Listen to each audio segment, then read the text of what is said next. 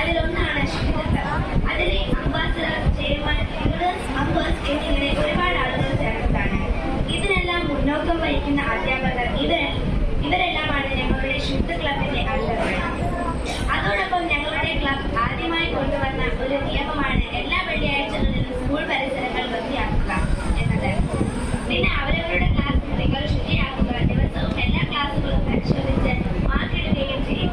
ഏറ്റവും നന്നായി പരിപാലിച്ച ക്ലാസ്സിന് സമ്മാനം ലഭിക്കുകയും സ്കൂളിന് ചുറ്റും പരിസ്ഥിതിയെ അനുബന്ധിച്ച് പോസ്റ്ററുകൾ, മറ്റു നിരവധി പ്രവർത്തനങ്ങൾ ഞങ്ങളുടെ സ്കൂളിൽ നടത്താറുണ്ട്.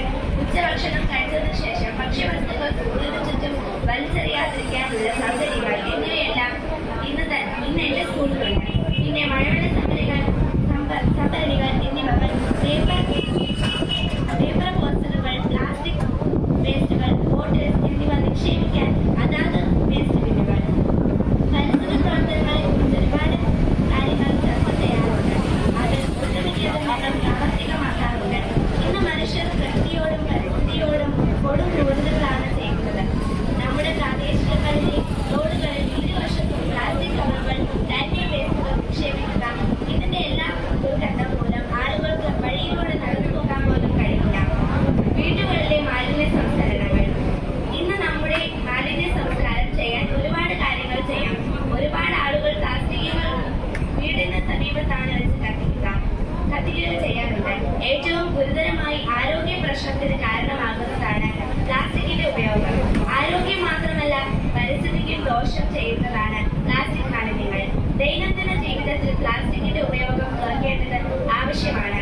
പ്ലാസ്റ്റിക് വാട്ടർ ബോട്ടിൽ, കവറുകൾ, ഗ്ലാസുകൾ എന്നിവയുടെ ഉപയോഗം നടത്തുക.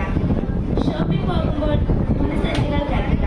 ദൈനംദിന ജീവിതത്തിൽ ഉപയോഗിക്കുന്ന പ്ലാസ്റ്റിക്കുകളുടെ ഉപയോഗം കുറയ്ക്കാൻ ശ്രമിക്കുക. മാലിന്യം സംസ്കരിക്കാൻ പറ്റുന്ന രീതികളാണ് പൈപ്പ് കമ്പോസ്റ്റിംഗ്, മോസ്ഫെറ്റ് കമ്പോസ്റ്റിംഗ്, മണ്ണിര കമ്പോസ്റ്റിംഗ്, റിംഗ് കമ്പോസ്റ്റിംഗ്, അങ്ങനെ ഒട്ടനവധി പരിഹാരങ്ങളുണ്ട്. മാലിന്യ സംസ്കരണത്തിന് നേരിടുന്ന വെല്ലുവിളികൾ: ദ്രുതഗതിയിലുള്ള നഗരവൽക്കരണം, മതിയായ മാലിന്യ ശേഖരണ അടിസ്ഥാന സൗകര്യങ്ങളുടെ അഭാവം, പുനരുപയോഗിക്കാവുന്ന വസ്തുക്കൾ തരംതിരിക്കൽ, പൊതുസ്ഥലങ്ങളിൽ മാലിന്യം വലിച്ചെറിയുന്നത്